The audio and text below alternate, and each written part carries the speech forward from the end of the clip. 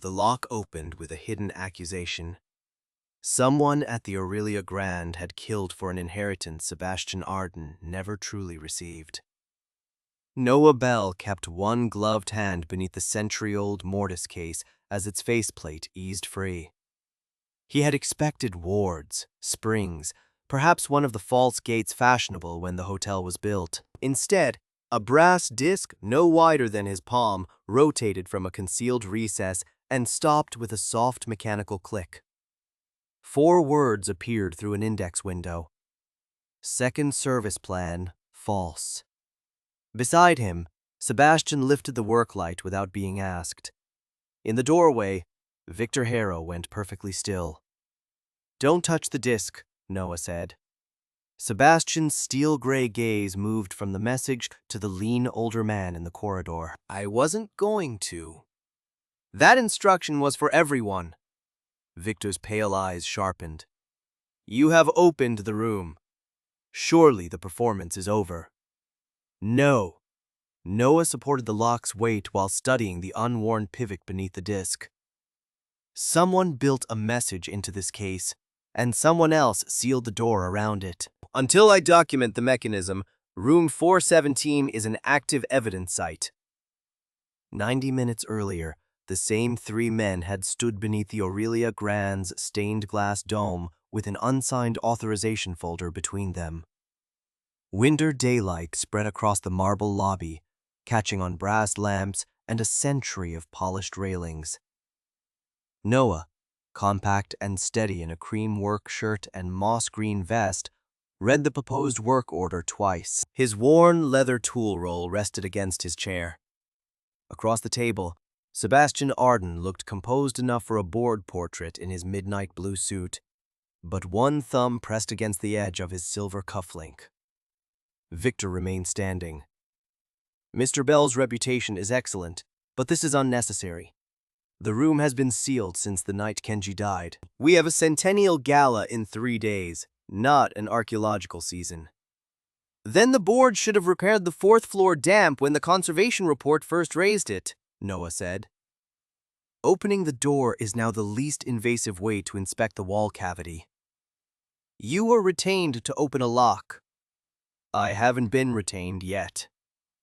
Noah turned the folder toward Sebastian and tapped the empty signature line. "I require written authority from the legal owner and the hotel chair.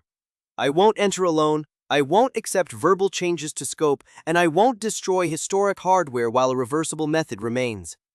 If I call a stop for safety or evidence control, everyone stops. Rank, designation, and surname make no difference."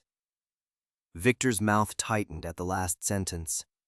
Sebastian simply took out a fountain pen. "The grandmother signed this morning as chair. I'll sign as the authorized representative, and Mara Ortiz will log the work with the archive." Noah did not reach for the folder yet. "You'll stay while I work?" "Yes. You'll follow my directions in the corridor, including carrying equipment if I need both hands?" "Yes.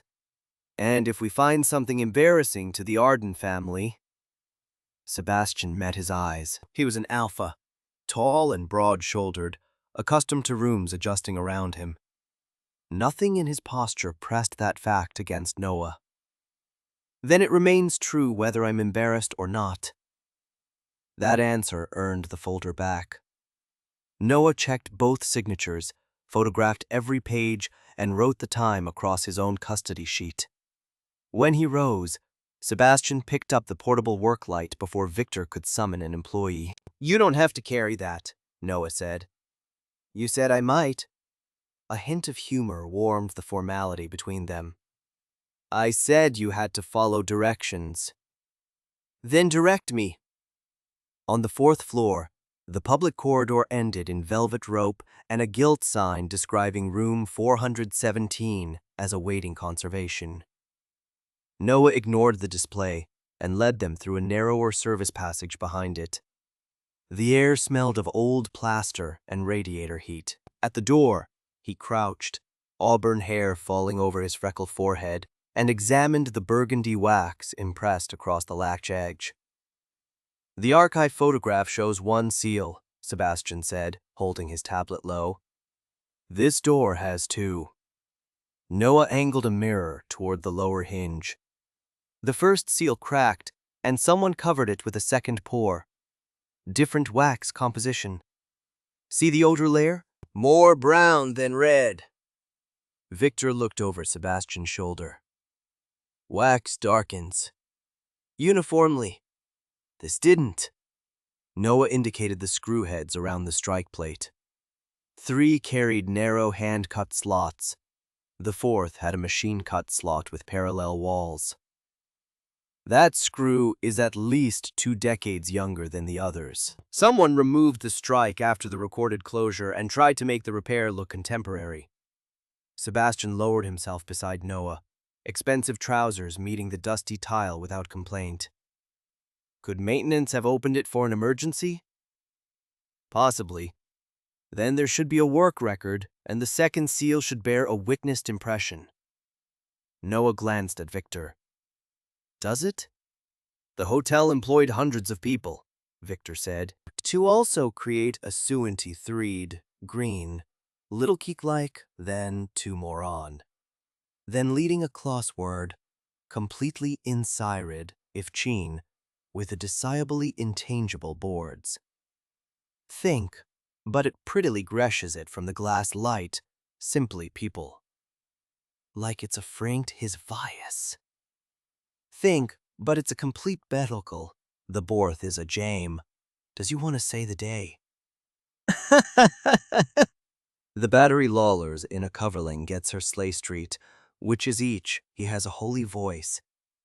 The restraint was minor, almost invisible, yet Noah noticed he had spent years around clients who treated an Omega craftsperson's boundaries as negotiable politeness. Sebastian treated them as working dimensions. Measure first, never force. Light along the hinge, not at it, Noah said.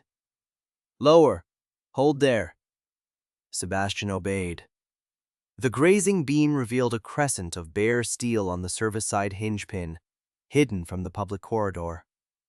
Noah photographed it with a scale marker. Then he traced a pale rectangle in the painted plaster beside the frame. Its edges were too straight for water damage. There was an inspection hatch here, he said.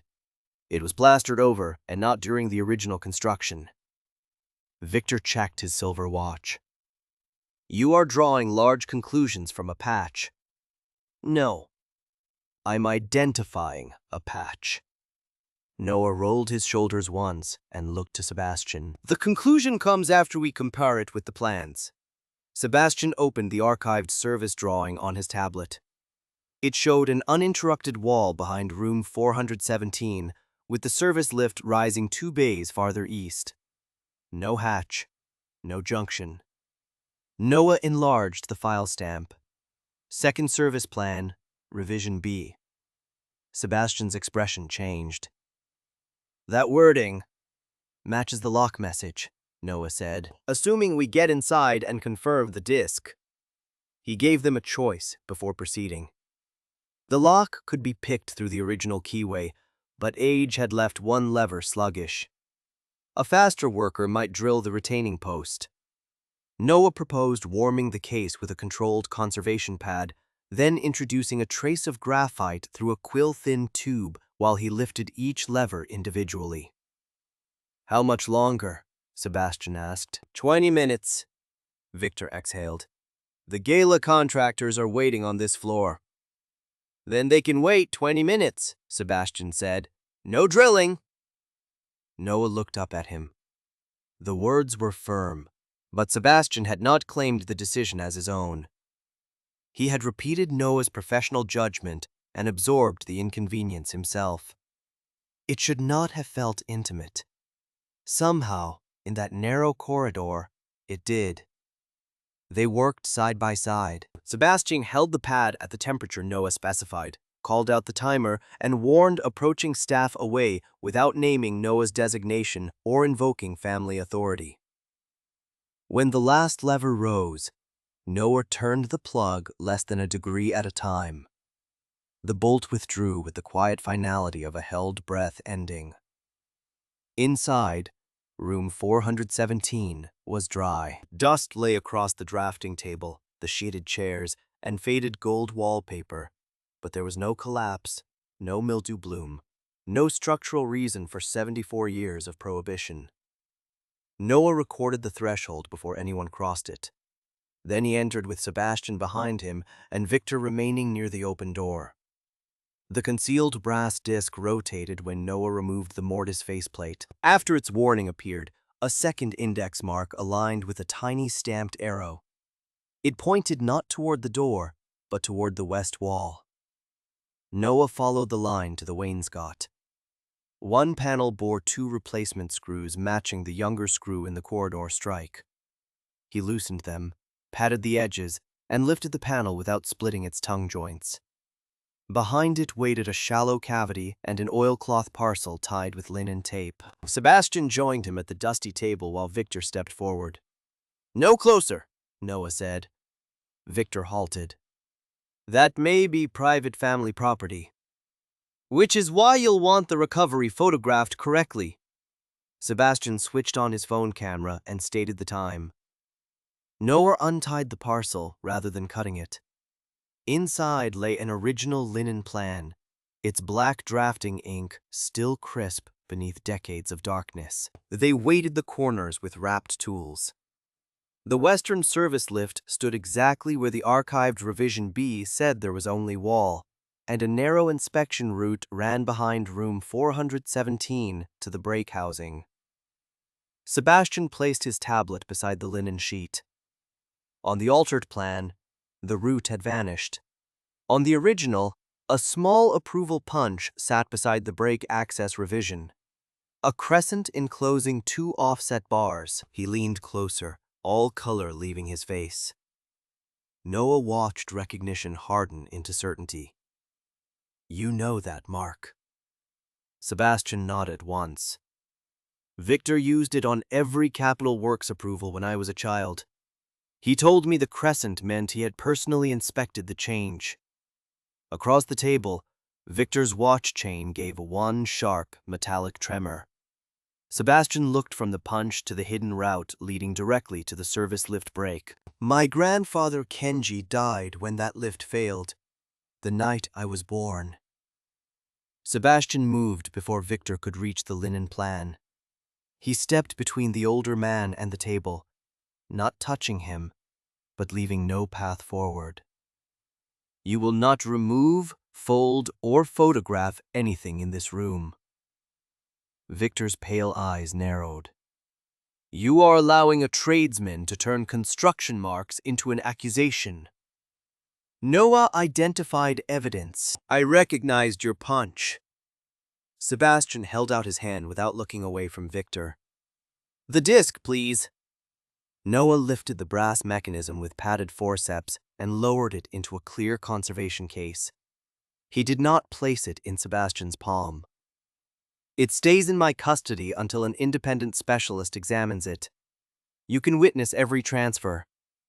Sebastian's hand closed, empty, then dropped. "I crudely forgive, I care to get. I really think there's a cross of post and light, the Enicle's flute. Thinks forgot about that. I care to go here with my oversystem. I am also an agent to my knowledge. No, I am going to take a case of my Lagers crosters. You like people of no system, and it is no lies of my entire port. Think about my slybany out of God's lore. I'm just a powerful Keef. I always back this great and Bradier wise all convocate to the strain quad of places and a greatest move. I probably want some Nox table. I need the glue pistics, I just never click it a bit. I completely exast that Spias is a-precking me, right down with Avaries astroclit G's. I know his result, and I have to stead against this exact one of this worth and fittickness minder. Thinko with me, and watching my pific rasbeard, just like too much reach. I see the Kylants whatever, and that Grady's don't banger, the battle-o as end have remained in my existive for apartment a rever, and just tennel for my loud for these base me clecticals that prethed, a myriomen, smile its overhaul, anything. I will give me your litter's stoff. like that is monoton praxmail. I am duly munched the powerful hours, alongside it to exactly what I am not expected write down, right to storial, gesture, and aspect disaster. When the medius is smelling, I will not give the move shock it to the adjustment. I will grab it at the loss to someone with heartiful types of formal shoptergeeds are you just never rush. I don't know what I won't have, spiritful. He is amazes to get off the stand, my trilking. My father's indexing wheel. His amber-brown eyes lifted sharply. Where did you find it? In the mortise lock of room 417, Noah said. The clockmaker removed a ledger from a locked cabinet. Its spine had cracked, but the numbered pages were sewn intact. He opened to an entry dated 11 days before Kenji Arden's death. Beside a sketch of the disc were 3 clusters of shallow cuts matching those around its rim. The commission named Kenji, recorded payment in cash, and specified that the mechanism must remain readable even if the hotel's filed plans were altered. My father used depth as order, Elias explained. He guided Noah's gloved finger near the marks without letting it touch. The deepest cut is read first, then clockwise by groups. Not words, references. 4th floor riser. Incident packet. Trust copy with centennial clock. Sebastian leaned over the ledger. Your father knew something was going to happen. He knew Mr. Arden feared records would be changed. Elias's voice hardened. That is not the same as knowing a man would die. Noah compared the tool striations under magnification. The triangular graver marks on the ledger sketch matched the disc's cuts, including a minute skip where the tool had struck a hard inclusion in the brass. He photographed the match, then resealed the disc. When he straightened, Sebastian was watching his hands rather than the evidence. What? Noah asked. You never hurry when the answer is frightening. That's when haste costs the most. Sebastian's gaze held his for a quiet second. Then I'll match your pace. At the hotel, Chief Archivist Mara Ortiz met them at the basement stairs in navy coveralls and waterproof boots. Water shimmered across the lowest landing. A supply pipe split behind the east stacks. The pumps are running, but not keeping up. Lucia is moving personnel files because those protect living people. If your incident packet exists, we have perhaps 20 minutes before its shelf is wet.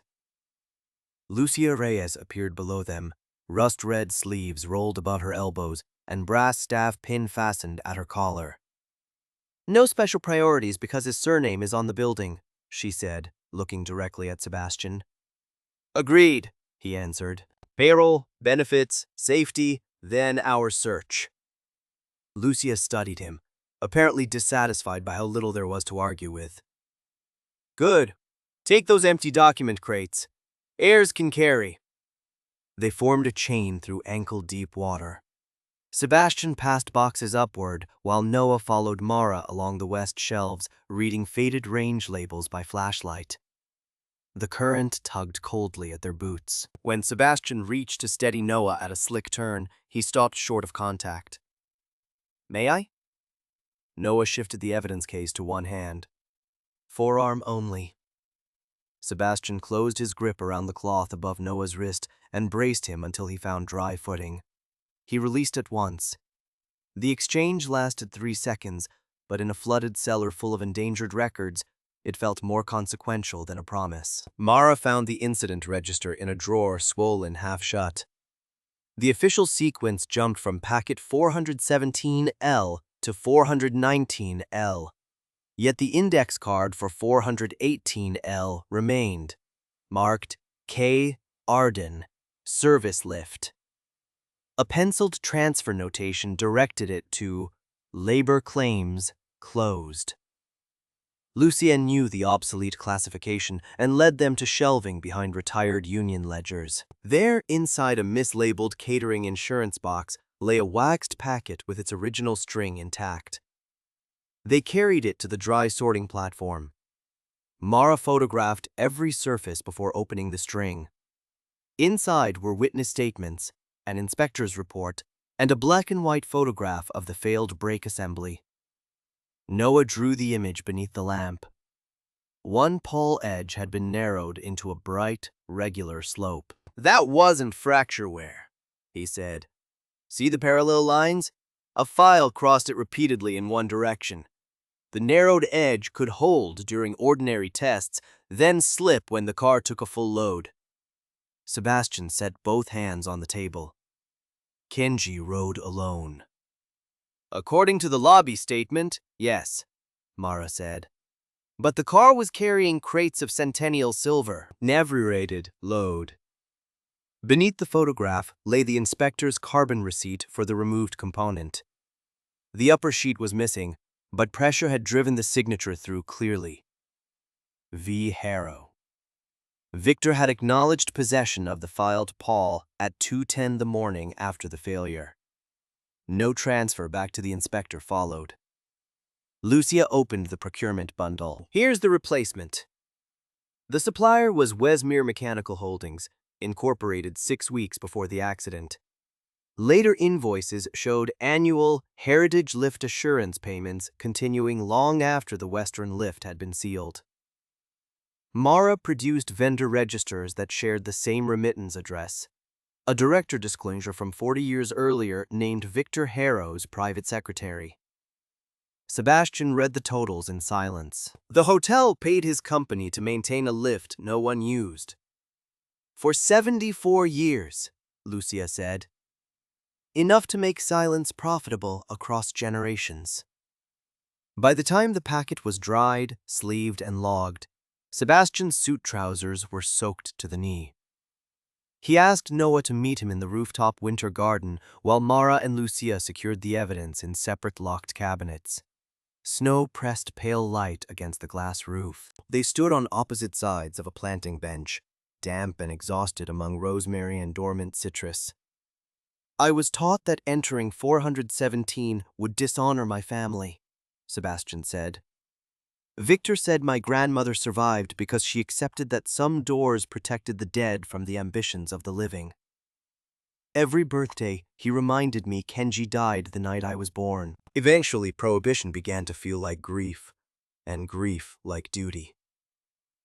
Noah rested both hands on the bench. "You obeyed a story because people you trusted repeated it. That explains your choice. It doesn't make obedience a virtue. No, and if you want my trust, don't offer submission as proof. I don't need you to defer to me because I opened a lock. I need evidence when you have it, honesty when you don't, and choices you can still call your own afterward."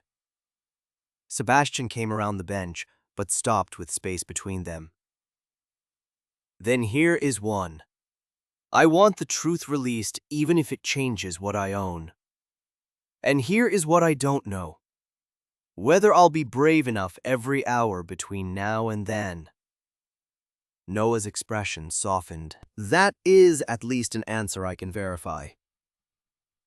They returned to the 4th-floor riser with Mara. Noah overlaid the original linen plan and revision B against a portable work light. The erased passage aligned with the plaster patch beside 417.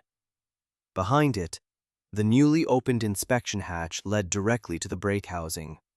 Tool clearance marks proved a person could reach the pawl without entering the lift room or crossing a staffed corridor. Victor's alteration had not merely hidden construction. It had concealed the only unwitnessed route by which the brake could have been filed. Mara then unfolded the last sheet from Kenji's suppressed packet, a notary's carbon copy of a codicil, cross-referenced to the same register Elias's ledger named. Its seals were impressions rather than originals, insufficient alone for probate, but its terms were unmistakable. Kenji had granted a substantial ownership trust to the Aurelia's workers with elected representation and protected distributions. The Arden heir received stewardship duties, not exclusive control. Sebastian read the beneficiary clause twice. The hotel he had been raised to inherit had never been meant to belong to him alone. Noah placed the brass disc's case beside the two plans. The altered route hid how Kenji was killed. Lucia looked from the codicil copy to generations of maintenance payments bearing Victor's company address. And the substituted inheritance hid who profited afterward. Above them, the centennial clock began to strike, each note traveling through the old riser walls. Sebastian turned toward the sound. "The trust copy," he said. Kenji left the original proof inside the clock. Before Sebastian could take a step, his phone lit with Evelyn Arden's name and a message that changed the danger from historical to immediate. "Come to the lobby alone. Victor knows the packet was found." "I'm not leaving the evidence," Sebastian said. "Then don't," Noah replied. "Ask whether alone is a request or a condition." Sebastian did. Evelyn's answer came within seconds. A request made from habit. "Bring the Locksmith." They found her beneath the lobby's winter chandelier, silver hair fixed in its precise chignon, burgundy jacket buttoned despite the heat. She held a sealed folio against her ribs. Victor was crossing the far end of the marble floor, his silver watch chain glinting with each measured stride. Evelyn gave the folio to Sebastian. "Closure order for 417, my correspondence after Kenji died, and the codicil Victor placed before me. I kept them because grief made me distrust my own memory." Her dark eyes moved to Noah. "He told me Kenji had become unstable about the hotel. He said the room contained plans that could disgrace him and that sealing it would protect Sebastian from inheriting a scandal." "Did you see the codicil executed?" Noah asked. "No. Victor said Kenji had signed it with a private notary hours before the accident. I saw a seal, Kenji's signature, and language granting the Arden heir exclusive ownership. I accepted all three because my husband was dead, my daughter was in labor, and Victor had been beside this family for 20 years. "That explains your reliance," Sebastian said quietly. "It does not authenticate the document." Pain tightened her elegant face, but she nodded. "No, it does not. I should have tested what he gave me. I will state that publicly." Victor reached them with no visible haste.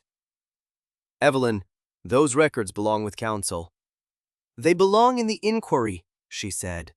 His pale gaze settled on the folio, then on Noah's evidence case.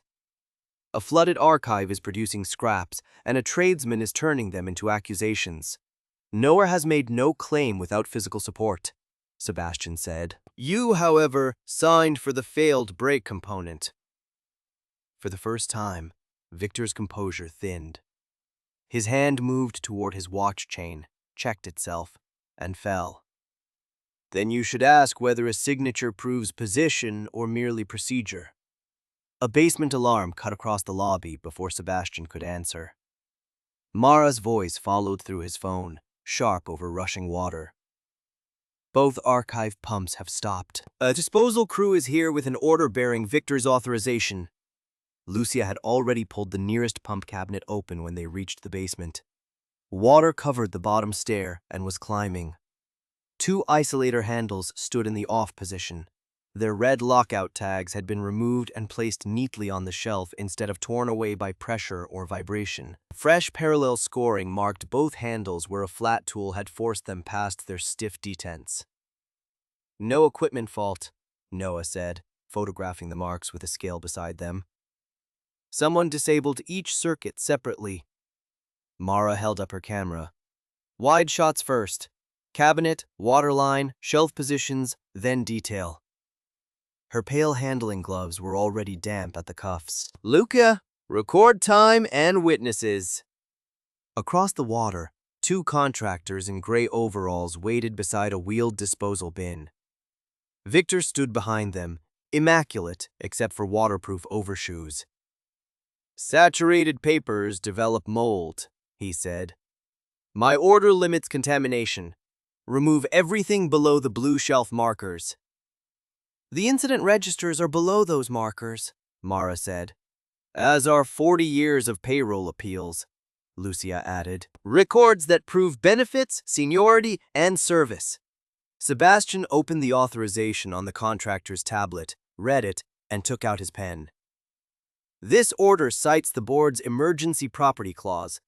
That clause requires the chair's countersignature and the archivist's assessment. It has neither.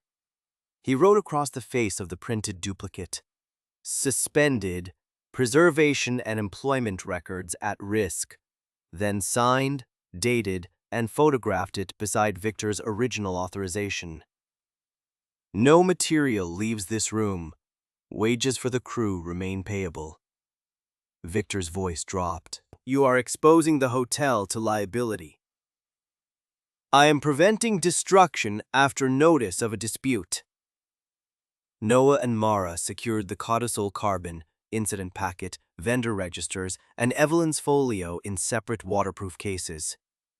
Lucia photographed each item where it had rested, called out its shelf code, and watched Mara enter every transfer into the custody ledger. Sebastian carried cases to the dry landing, never crossing the camera's field until Lucia confirmed the frame.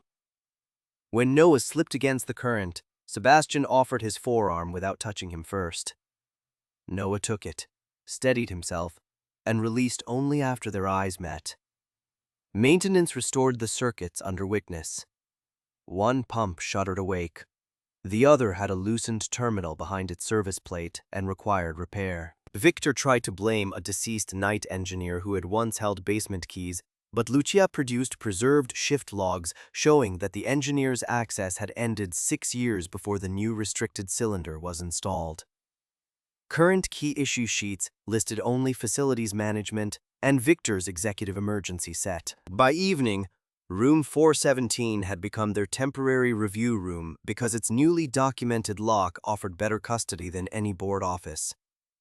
Sebastian sat at Kenji's stripped drafting table, jacket folded beside him, while Noah checked the sealed cases. If the authentic codicil is admitted, Sebastian said, the distributions I received may have come from money owed to the trust. My education, my apartments, every comfortable choice I called normal may have been financed by fraud. You didn't file the break or substitute the codicil, Noah said. But innocence about the source doesn't decide what you do after learning it. I know. Sebastian's hands remained open on the table. I can commission an accounting, surrender disputed assets to escrow, and waive any limitation defense available to me. If restitution takes nearly everything, I will still do it. Noah leaned against the table's edge, close enough to stay, not close enough to disguise the boundary. I won't tell you that choosing correctly erases what workers lost. And I won't turn your sacrifice into proof that you deserve me. I'm not asking you to. What are you asking? For you to remain while I do the work. Nothing promised beyond that.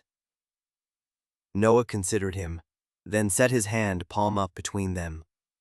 Sebastian looked at it before placing his own over it, likely enough that Noah could withdraw. I can remain, Noah said. Restitution first. Whatever this is, it does not outrank the people whose ownership was stolen. At Elias Finch's workshop, the hotel's centennial clock movement waited on an iron stand, removed weeks earlier for gala servicing. Elias adjusted his round spectacles while Noah laid the brass index disc beside the winding arbor. 2 notches on the disc matched gaps in the clock's decorative bezel, but only when its 4th index mark faced the workshop stamp recorded in Finch's ledger. My father built inconvenience into honesty, Elias said. One key establishes the maker's custody. The other establishes the hotel's. Neither can open the compartment alone. The disc seated behind the bezel with a soft metallic click. Noah inserted Elias's narrow workshop key into the left escutcheon and gave Sebastian the long hotel key recovered from Kenji's sealed ring. Turn to resistance, not through it. If either of us forces ahead, the shutters block both bolts. Sebastian matched Noah's pressure. Their wrists moved together, paused together, then completed the quarter turn. Inside the clock, A balance bars lifted 2 hooks at once. A concealed drawer advanced no more than an inch. Elias drew it out beneath the magnifying lamp. Within lay an envelope wrapped in waxed linen, its seal unbroken, its docket dated 3 days before Kenji's death. Mara opened the archive register beside it. The notary impression, a small tower with a broken left battlement, matched the carbon impression exactly, including the flaw caused by a chip in the notary's die. The duplicate codicil bore Kenji's signature, 2 witness signatures, and the same registration number missing from the substituted instrument in Evelyn's folio. Its schedules named the worker trust, its ownership percentage, protected distributions, elected council seats, and Sebastian's future stewardship duty. Elias signed an authentication statement limited to the clock mechanism and his father's ledger. Mara logged the envelope, seal, and opening sequence. Noah recorded how the 2-key design prevented either custodian from accessing it secretly. While they worked, Sebastian's probate solicitor arrived with a certified packet from the court archive. It confirmed that Victor had lodged the substituted codicil 2 days after Kenji's death and had attested that no later or duplicate instrument existed. Attached to the packet was an emergency injunction. Hotel assets could not be sold, pledged, redeveloped, or transferred. The shell company's payments were frozen. No employee could be dismissed or penalized because of the trust dispute. Wages, benefits, and elected worker representation had to continue pending review. Lucia read that last provision twice before exhaling. Now the truth cannot be financed by making people afraid to tell it. Near midnight, Noah reconstructed the full sequence on a portable board. Room 417's lock released the indexed accusation. The original plan exposed the erased hatch.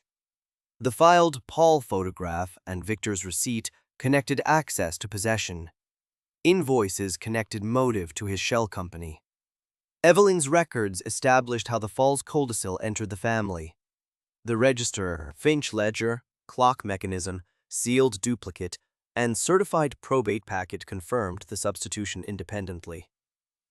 Sebastian fastened one evidence case while Noah closed the other. "If we walk into that ballroom together," Sebastian said, "people will assume you stand behind my version." "No," Noah replied. "We make it clear that I stand behind my examination, Mara behind the archive, Elias behind the mechanism, Lucia behind the workers, and you behind your choices." A restrained smile touched Sebastian's face. Separate authorities, mutually confirming evidence. At the ballroom doors, music covered the murmur of Victor's redevelopment vote already being called. Sebastian did not offer Noah an arm or place him half a step behind. He waited until Noah gave a single nod. Then they entered side by side, each carrying one locked case and one key. Victor was one raised hand from passing the redevelopment motion when Sebastian crossed the ballroom and switched off the presentation bearing his own name.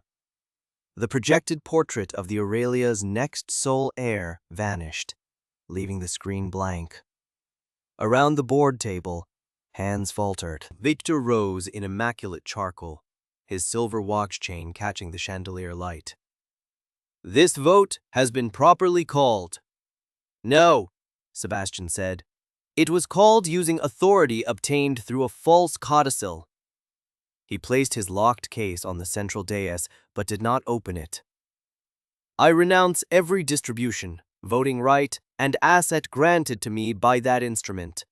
All disputed benefits are already entering court-supervised escrow. Until the authentic trust is recognized, I claim only the stewardship duties my grandfather intended." The ballroom went so quiet that Noah heard the centennial clock ticking beside the orchestra. Sebastian looked toward him instead of drawing him forward. "Mr. Bell, will you present your examination?" Noah set his case beside Sebastian's. "I will present what the objects establish, nothing more." "That distinction matters," Sebastian told the room.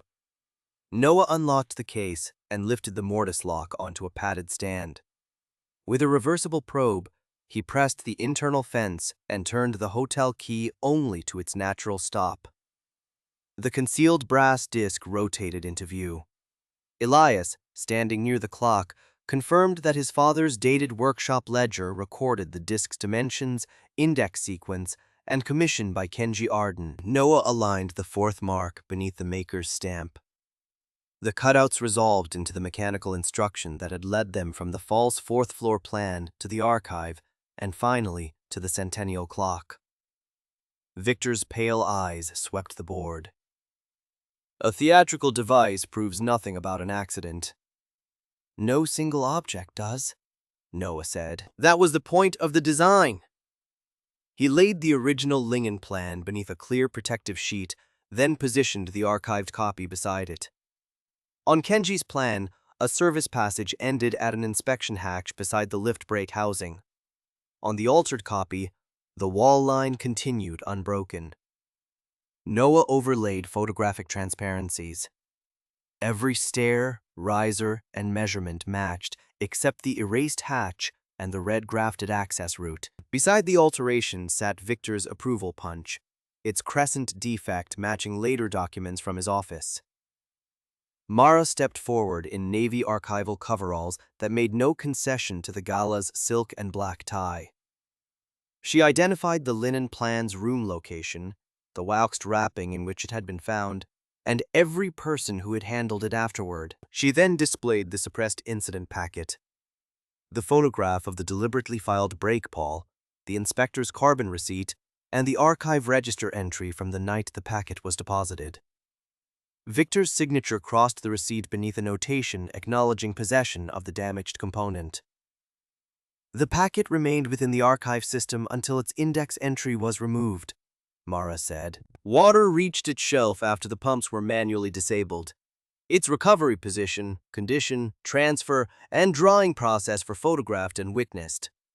No document now before you depends on my memory alone. Lucia grooking from a pre-terra. Mr. Harrow suggested a deceased engineer had access to the brake and later to the pumps. The key records disprove both claims. She opened the ledger to its certified images. That engineer's authority ended 6 years before the restricted basement cylinder was installed. The current emergency key schedule names Facilities Management and Victor Harrow. Payroll records also place the engineer off-site on the date of the original lift failure.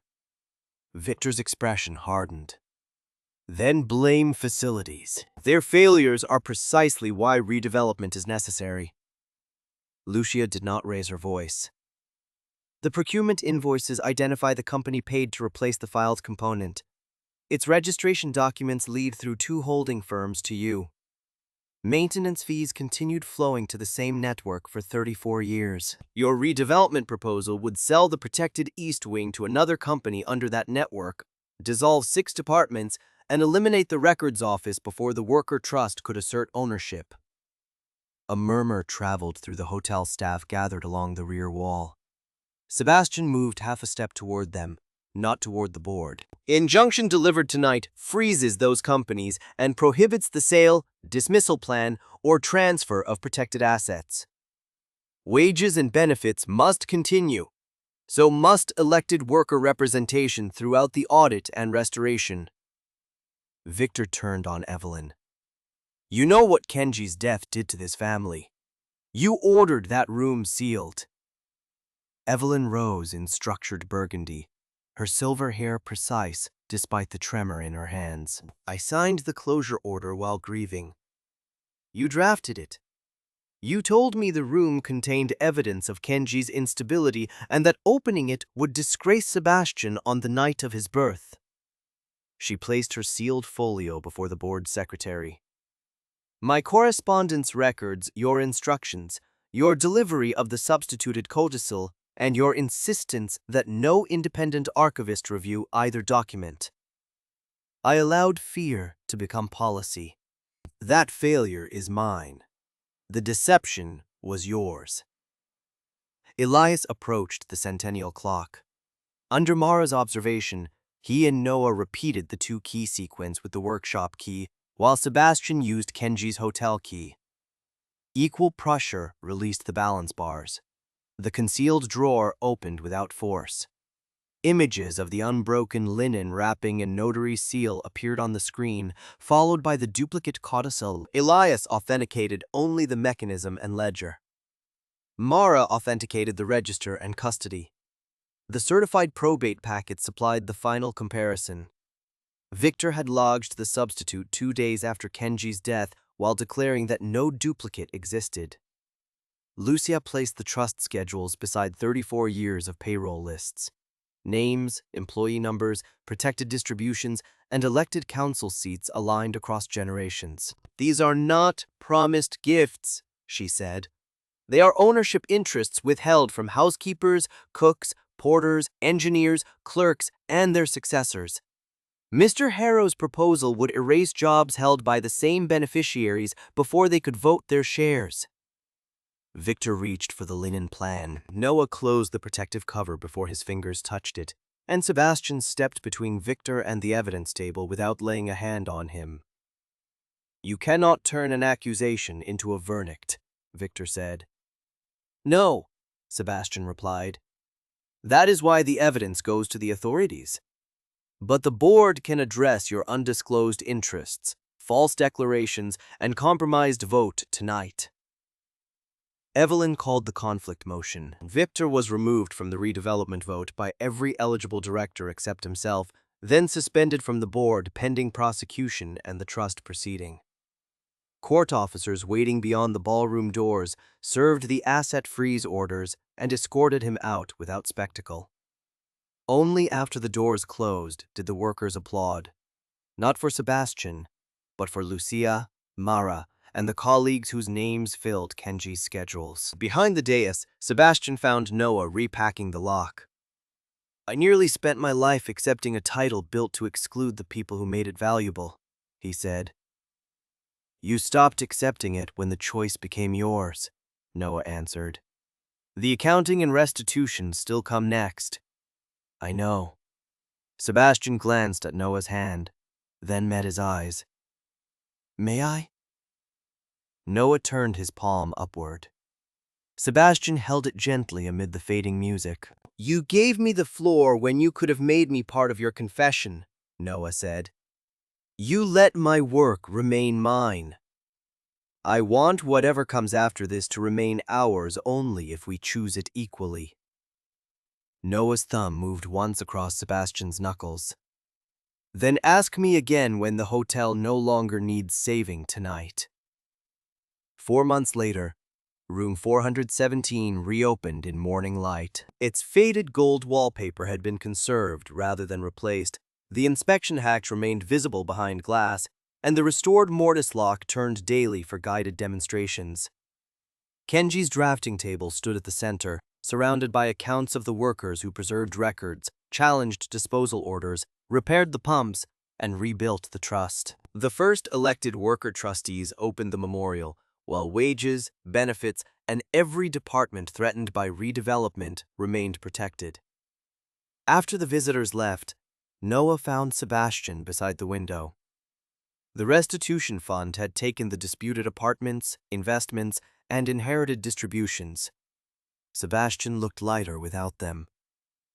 "There's a small house beyond the east tram line," he said. "Thebe rooms, a workshop with north light, and a study with a door that closes. I can afford half from my salary. No hotel funds, no family trust." "I inspected the doors yesterday," Noah said. "The workshop needs better ventilation." Sebastian smiled. "Is that a refusal?" "It's a condition of purchase. Equal deed, equal deposit, separate workspaces, and neither of us enters the others without permission." At last, terms I understand. At sunrise the next week, they stood on the little house's balcony with the Aurelia's towers distant against the sky. Noah held out one newly cut key. Sebastian offered another, identical in function, but marked with his own small silver ring. Neither took the others until both nodded. Sebastian closed his fingers around Noah's key. "May I kiss you?" Yes. The kiss was quiet, deliberate, and warm with everything they had refused to hurry. When they parted, Noah rested his forehead briefly against Sebastian's, then turned toward the two open workroom doors behind them. They entered their home side by side, each carrying a key that had been offered, never assumed.